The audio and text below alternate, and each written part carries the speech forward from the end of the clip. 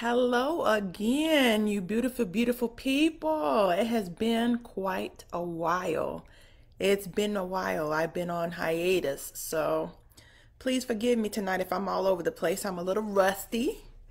Tonight we're going to be talking about cuffing season, that wonderful, wonderful time of year where you lock down your relationship with one person and you spend supposedly the entire fall and winter with them, only to discard them when summer comes back, right? So let's talk about cuffing season because I think it's an unnecessary source of struggle and worry, and it doesn't have to be. Welcome to Power Moves, where we talk about all kinds of things and ways of leveling up in your finances, leveling up in your careers, leveling up in life in general.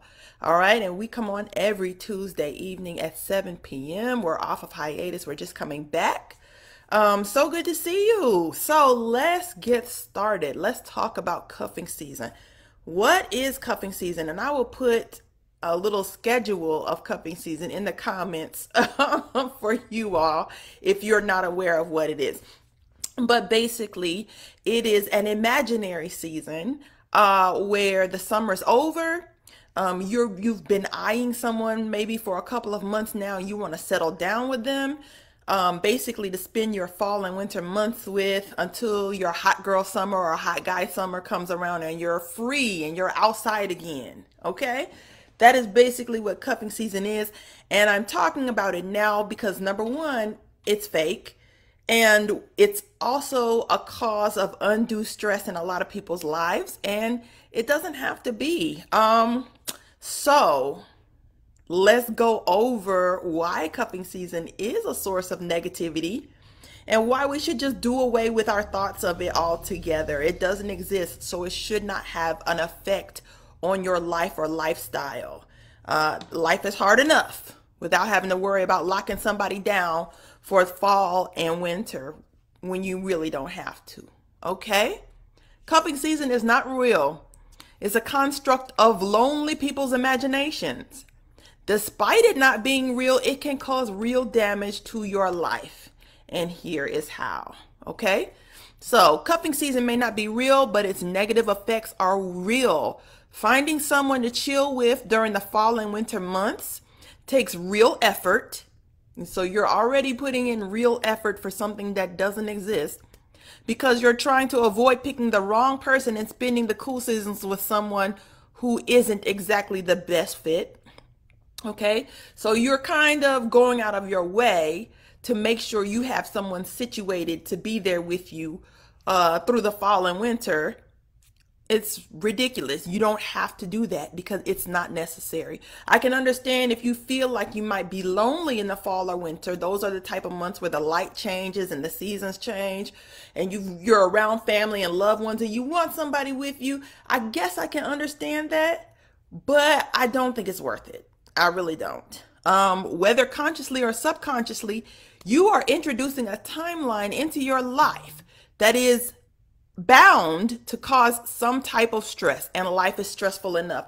So even if you don't believe in cuffing season, a lot of people are thinking, oh, we're heading towards the end of the year and I don't have anybody. So it's still affecting you, even though it doesn't exist, even though you don't believe in it. That general belief of this type of season is still affecting you.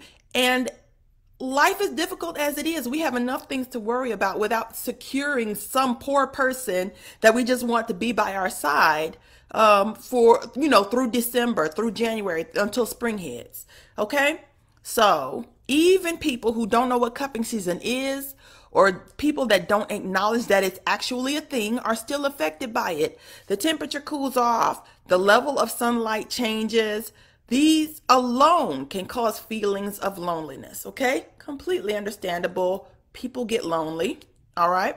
The holidays are approaching, so most people start to consider the fact that they don't have that special someone to take the family gatherings and enjoy festivities with. Again, very understandable, okay? But I'm just trying to say, do not put yourself under the undue stress of finding someone for that little bit of time. I think it's ridiculous. Okay, we will address your loneliness and the things you do to assuage your loneliness in a later show, because that in and of itself is a whole nother topic. But I'm going to just step out on a limb and let you know that you don't need a man. You don't need a woman. And some of y'all like to hop from relationship to relationship because you're afraid of being alone. So the people who abide by cuffing season rules are the ones that are definitely afraid of being alone with yourself. And let me tell you, the relationship that you have with yourself is going to be the longest relationship of your life. Okay? You will never be able to get away from yourself. Okay? So if you're trying to distract yourself from yourself with people and being in relationships, you're going through these people, probably traumatizing and ruining them because you're not serious about relationships. You just want to be next to somebody. And then when you get rid of them, they're heartbroken and they're messed up. And then you move on to the next person. You need to learn to date yourself. You need to learn to be alone with yourself. You need to figure out what your hobbies, your loves, your dreams, your desires are. All of those good things that we always tell you to do that you ignore. You need to take heed and do that.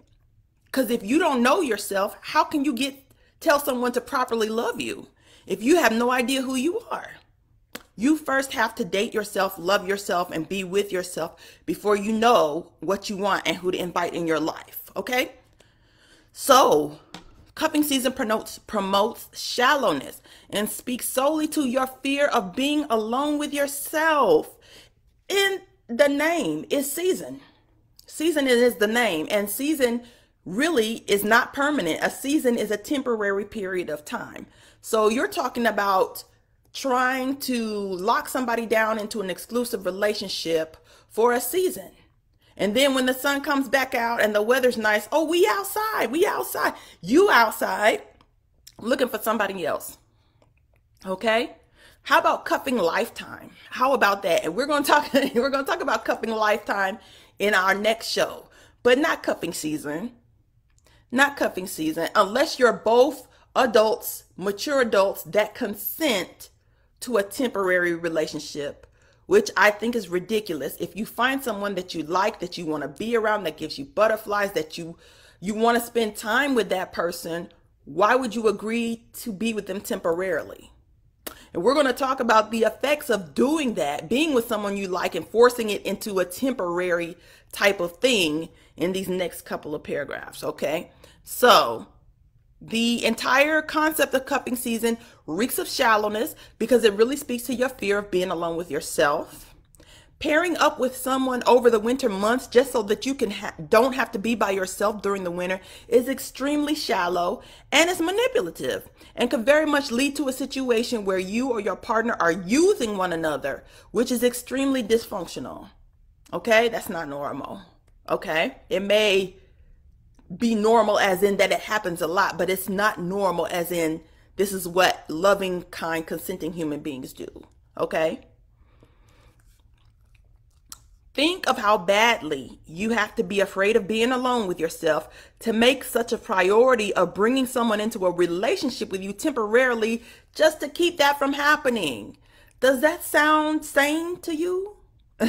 Because it's not. It's ridiculous. Okay? Listen. The issue of catching feelings, because no matter how casual we make things, no matter how many times we say, I'm just want to go with the flow, no matter how many times we say, well, we'll cross that bridge when we come to it, the bridge is coming, okay? We were created for a relationship, meaning the more time you spend with someone you like, the more time you want to spend with someone you like. Those are feelings. So to force someone with feelings into a temporary relationship is not only dysfunctional, but it's harmful to their mental health. It's harmful. It could be harmful to their physical health. Okay? The issue of catching feelings, unless you both consent to temporary, why risk feelings and breaking your own heart? Why would you do that if you know this is going to be a temporary situation? Why would you put yourself out there and risk catching feelings? The thing about catching feelings is that if you don't have concrete faith and trust in the person you're catching feelings for, that their feelings are mutual, it's going to cause an imbalance in the relationship because you want something that they don't. Okay, it's going to cause feelings of rejection. It's going to cause anxiety. It's going to cause self-doubt those types of situations where there's unrequited love and you feel something for someone but that they don't feel for you, those situations are not healthy for you, especially if you continue to stay with that person knowing that they don't want to be with you. Okay? And then when they break up and it's a problem and you don't have anybody and you're sad and you've broken your own heart. Okay? That's the issue of catching feelings. The longer you're with someone you like, the higher the probability you're going to catch feelings. And those pesky little feelings are going to cause some problems. Okay? So regardless of what you say in the beginning, let's just go with the flow. Let's see what happens. I'm not into labels. The more close and intimate time that you spend with someone you like, the stronger your feelings for that person become. So there's that.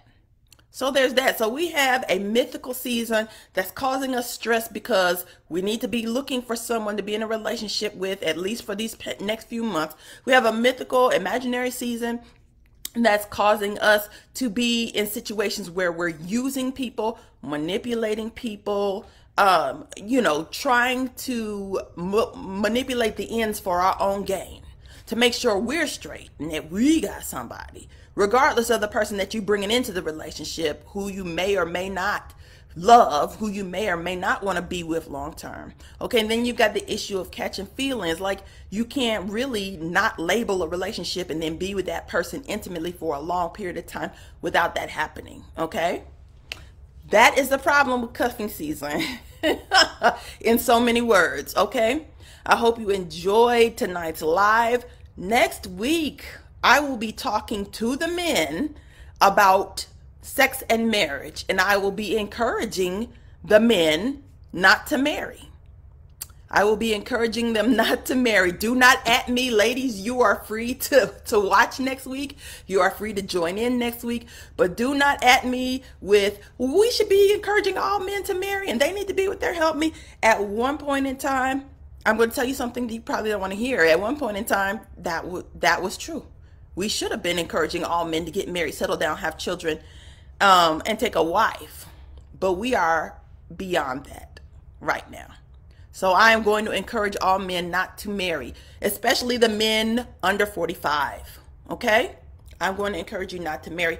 I'm going to talk to you about sex, and I'm going to talk to you logically because I know you like logic. Okay? So tune in next Tuesday at 7 p.m. We're going to talk about that. It was wonderful talking to you all this evening. If you want to get in touch with me, you can contact me here on Facebook. You can send me a DM on Instagram. It's KARON_MACK. I'm also available at my website. You can reach me there. It's KaronMack.com, KARONMACK.com. I would love to hear from you, especially if you've got show ideas or opinions you want to share. I will talk to you later. Have a good evening.